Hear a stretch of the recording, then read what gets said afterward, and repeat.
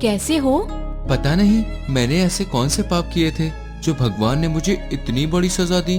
क्या पता इसमें भी भगवान की कोई भलाई हो। मेरे मरने से टुक्कू का क्या भला होगा। मुझे तो कुछ भी समझ में नहीं आ रहा कि अब मैं आगे क्या करूँगा।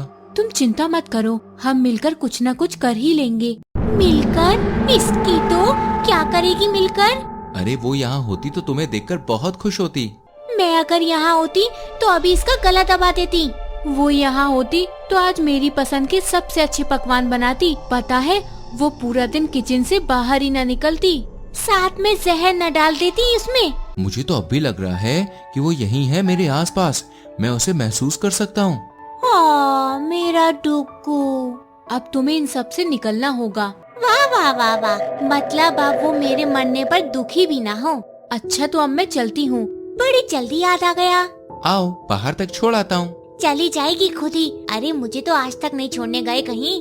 अच्छा फिर जल्दी मिलेंगे। कोई जरूरत नहीं है। 1 हफ्ते के बाद। हाय, तुम फिर आ गई। ओए होए, अच्छा हुआ तुम आ गई।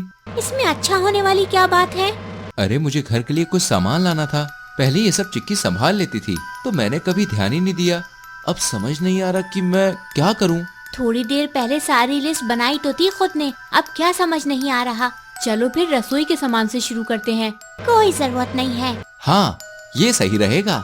1 किलो चीनी लिखो, 1 किलो दाल, आधा किलो जहर भी लिखवा दे अपने लिए। इस तरह से धीरे धीरे सिम्मी और डुग्गू की नजदीकियां बढ़ने लगती हैं। चिक्की को इस बात का बहुत बुरा लगता है कि वो डुग्गू के लिए अभी तक धरती पर रुकी हुई है और डुग्गू किसी और चिड़िया के साथ अपनी नॉर्मल लाइफ बिता रहा है। इस बात से परेशान चिक्की एक दिन फैसला करती है। अरे अच्छी भली तोड़ रही थी, अचानक क्या हुआ तुम्हें? मुझे लगा जैसे कोई पक्षी मुझे आकर टकरा गया हो। हे भगवान, तुम्हारा तो पंख ही टूट गया है। इसे ठीक होने में अब तो कुछ महीने लग जाएंगे। कौन है? कौन है यहाँ? चिक्की सिम्मी को अलग अलग तरीके से डराना शुरू करती है। कभी रात को बर्तन गिरने लगते हैं तो कभी घर के सारे नलके खुल जाते हैं। चिक्की सिम्मी को परेशान करने के लिए बार बार पंखा भी बंद कर देती है। बीमार सिम्मी की इस परेशानी को देखते हुए भगवान चिक्की से उसकी शक्तियाँ छीन लेते हैं। अरे ये क्या हुआ?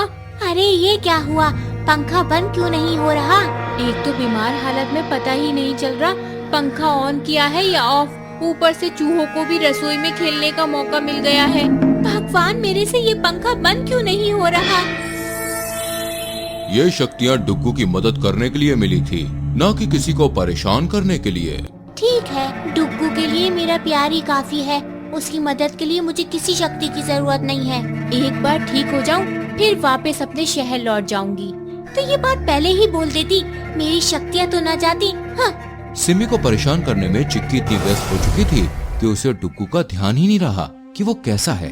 घर लौटी चिक्की देखती है कि डुग्गू बहुत ज्यादा बीमार है और हिलडुल भी नहीं सकता। डुग्गू, क्या हुआ डुग्गू? डुग्गू, हे भगवान, इस हालत में रहने से तो अच्छा है कि तुम आकर मुझे उठा ही लो।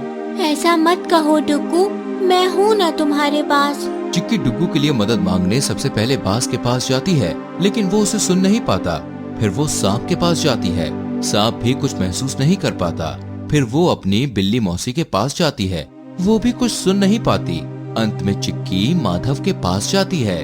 माधव, माधव प्लीज मेरे साथ चलो, डुग्गू की हालत बहुत खराब है। माधव भी चिक्की को सुन नहीं पाता। तभी चिक्की समझ जाती है कि शक्तियों के बिना वो कुछ भी नहीं कर सकती और भगवान से प्रार्थना करती है।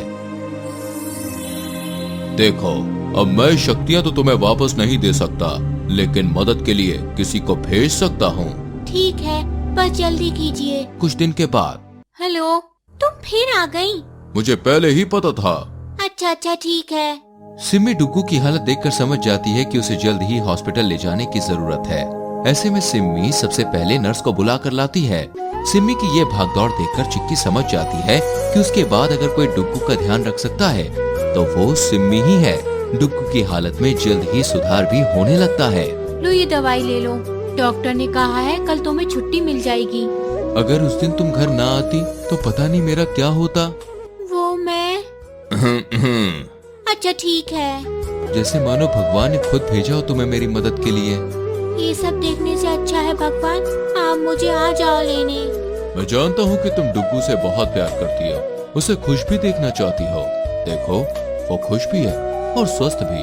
हमें लगता है कि हमारे जाने के बाद हमारे अपनों का क्या होगा, लेकिन सच तो ये है कि यही है दुनिया, कभी किसी के लिए नहीं रुकती। तो अब चलें? एक थप्पड़ तो मारने दो। सीरियसली?